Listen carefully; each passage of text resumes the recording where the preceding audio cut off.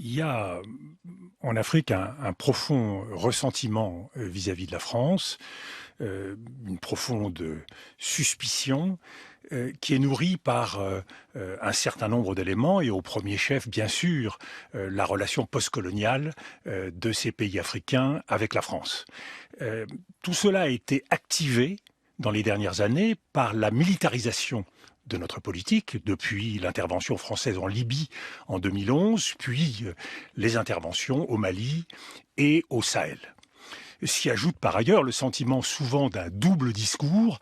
On le voit sur la démocratie, puisque le traitement réservé aux États n'est pas le même selon qu'on est le Tchad ou que l'on est le Mali ou la Guinée.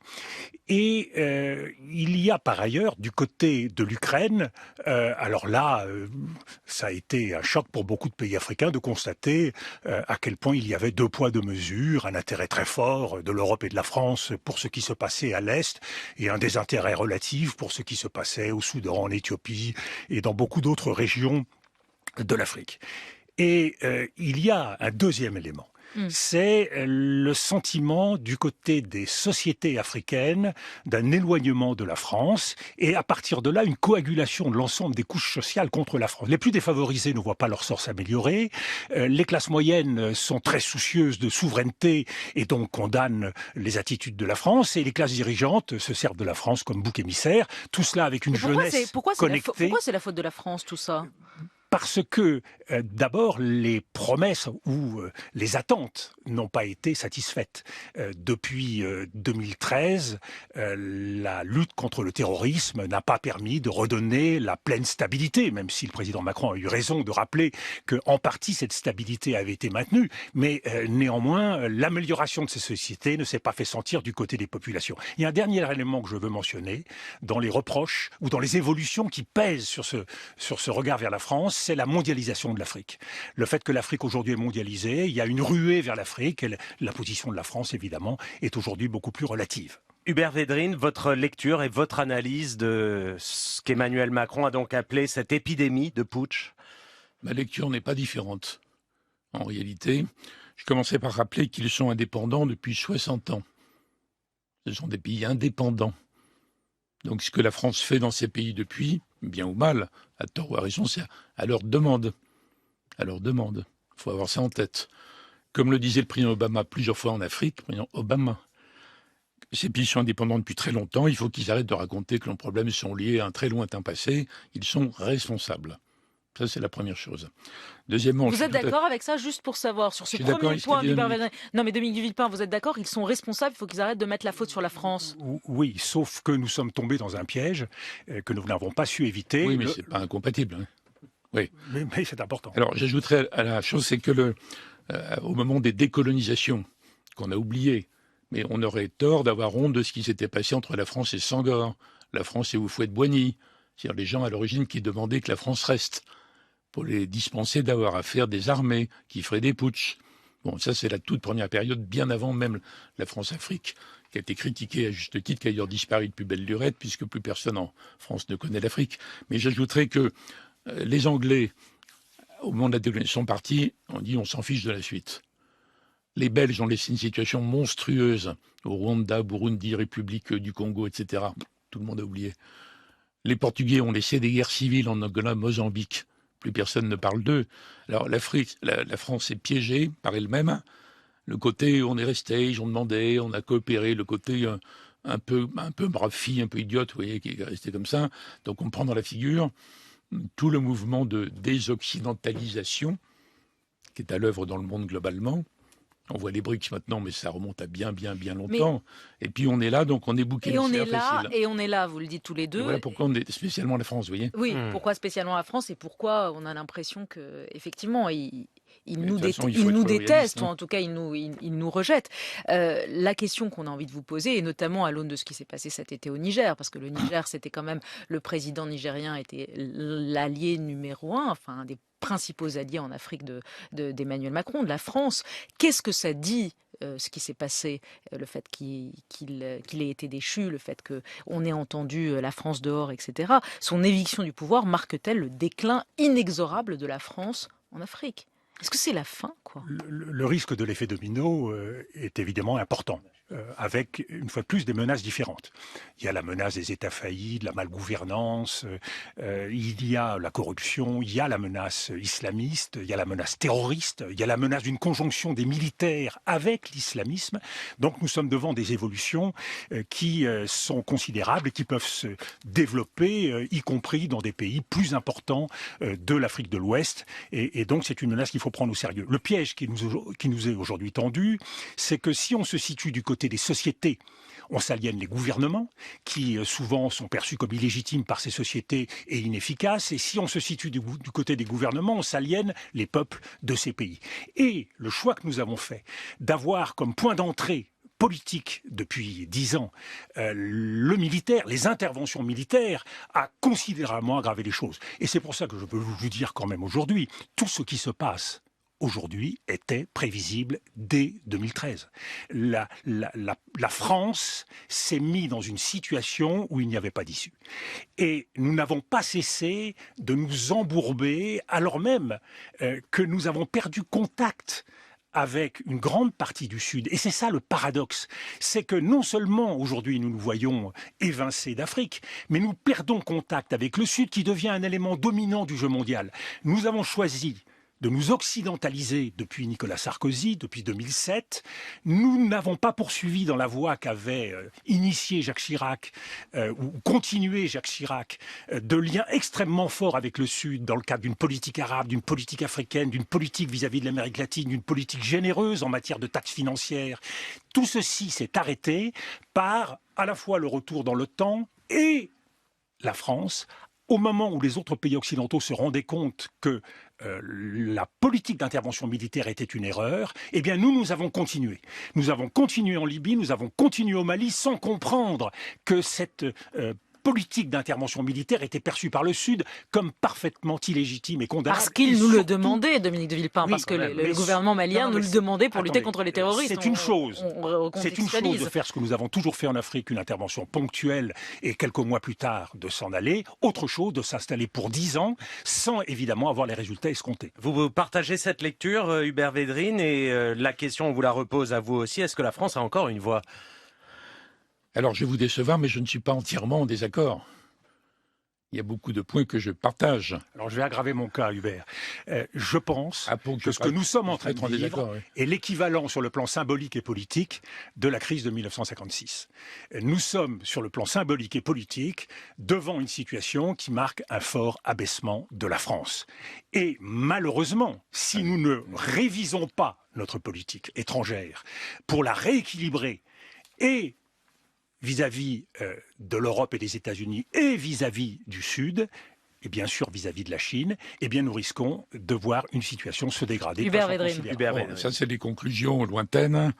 Et il ne faut pas qu'on se mette à parler à partir d'une France imaginaire qui n'existe plus en réalité. Mais enfin, sur l'aspect historique, d'accord, notamment sur un point clé, c'est que la présence française, très légitime, 36 façons, était trop militarisée à leur demande. À leur demande, vous disiez on a fait un choix. Non, c'était presque difficile de ne pas répondre à l'appel des dirigeants maliens, appuyés au début de Hollande, première opération, menace sur Bamako, appuyé par les autres Africains, puis par l'Union africaine, mais évidemment, il ne fallait pas rester après.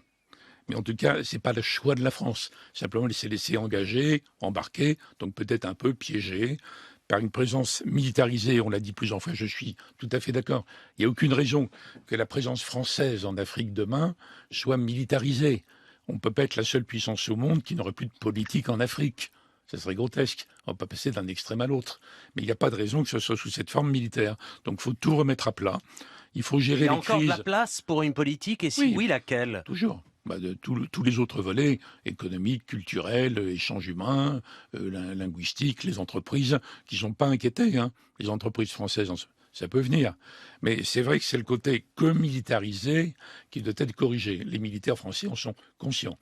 Tous ceux qui ont été chargés des opérations. Mais qu'est-ce qu'il faut faire ? Depuis des années, qu'est-ce qu'il faut faire, Hubert Védrine, Dominique de Villepin ? Qu'est-ce qu'il faut faire ? On a l'impression que chaque année qui passe, on voit un tout petit peu plus le déclin de la voix de la France dans le monde et de manière aiguë en Afrique. C'est la relativisation du poids des Occidentaux, globalement, qui n'ont plus le monopole, avec les autres qui montent, les émergents, les BRICS, etc.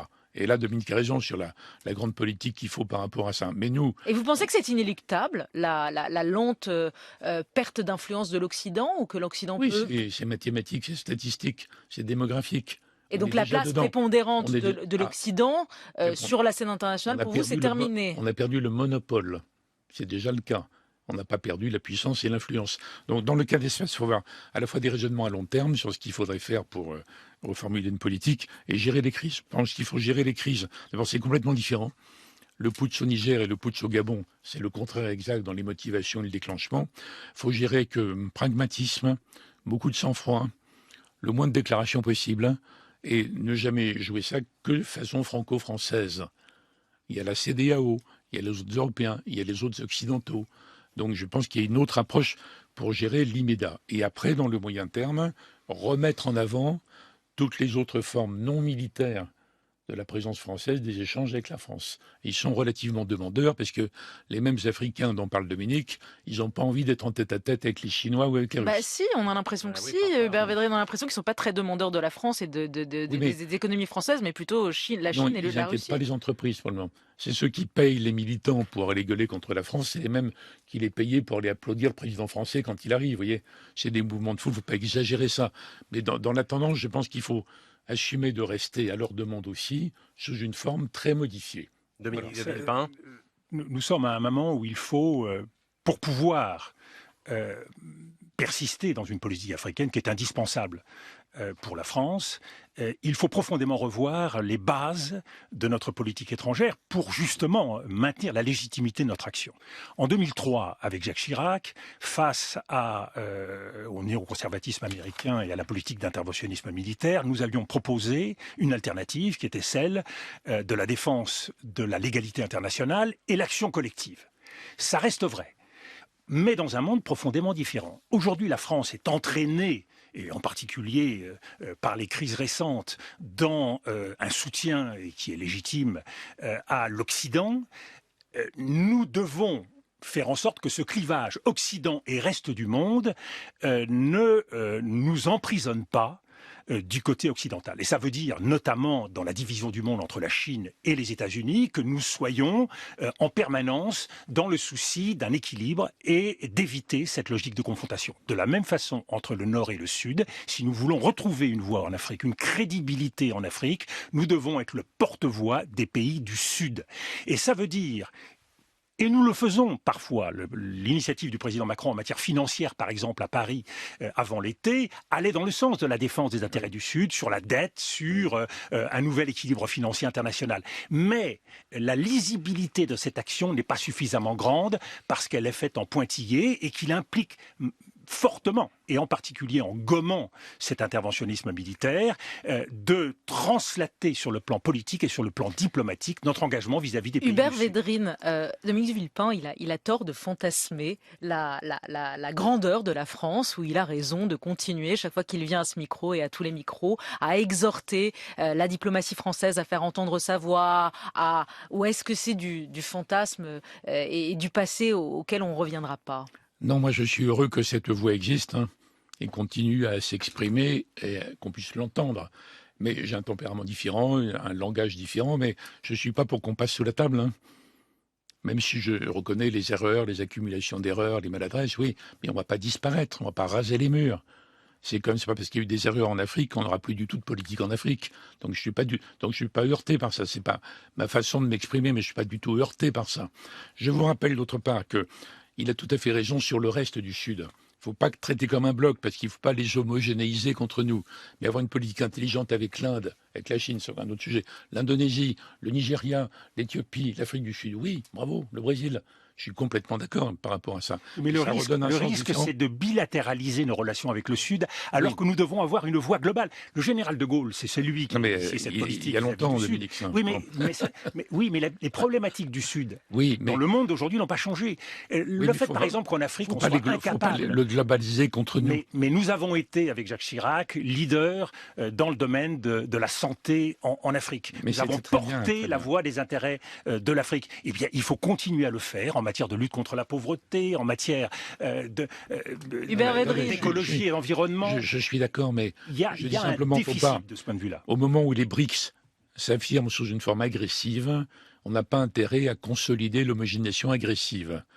Mais c'est justement, plus nous nous situerons. Donc je ne suis pas contre le bilatéral. En lien avec les pays du Sud. Je ne suis pas contre le bilatéral parce qu'on a intérêt à avoir une politique indienne astucieuse parce qu'ils ne veulent pas de la domination de la Chine sur le système. Donc on va combiner les deux. Mais bon, moi je ne vais pas raconter le discours de la Baule de Mitterrand. Et puis De Gaulle n'est plus là, etc. Donc il faut se projeter. Je voulais ajouter qu'on parle de 4 ou 5 pays d'Afrique là, qui posent des problèmes particuliers en ce moment. Ils sont tous francophones. Oui, par ailleurs francophones. Ils sont pas anglophones. Les autres se sont tous tirés dans les conditions que j'ai indiquées. Oui. Donc on ne s'en prend pas à eux, le bouc émissaire n'est plus là. Mais attendez, je rappelle qu'en Afrique, il y a quoi, 53 pays 53, 54 pays. Donc il faut avoir une vision d'ensemble.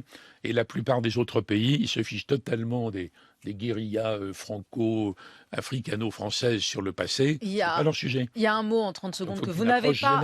Il y a un mot que vous n'avez pas prononcé ni l'un ni l'autre depuis 25 minutes. Non, mais il y en a un de manière aiguë, parce qu'on parle de la scène internationale. En 30 secondes, c'est le mot Europe. Et un grand silence. Si les Européens avaient voulu soutenir la politique légitime, pour cette part-là, de lutte contre le terrorisme, ils seraient venus en masse au début. Alors moi, je pense que la France, au début, n'avait pas tort. Décision de Hollande de bloquer l'attaque sur Bamako, mais la France ne pouvait pas rester pour sécuriser un ensemble qui est grand comme l'Europe. C'est absurde. Donc les Européens nous ont lâchés. Envoyez votre question justifiée aux Européens. Cela a été une des limites de la diplomatie française, justement, de ne pas être capable d'engager davantage l'Europe avec nous sur une véritable politique. Je pense que le choix militaire que nous avons fait, la militarisation de notre diplomatie, puisque le ministère de la Défense a pris un ascendant fort par rapport... Mais c'était la demande des Africains, ça. Mais peu importe, on est capable de défendre nos intérêts tout seul. Oui. On n'est pas obligé de répondre à n'importe quoi, n'importe quand. Oui. À un moment donné, nous devons savoir ce qui est bon pour nous. Pour vous, c'est non.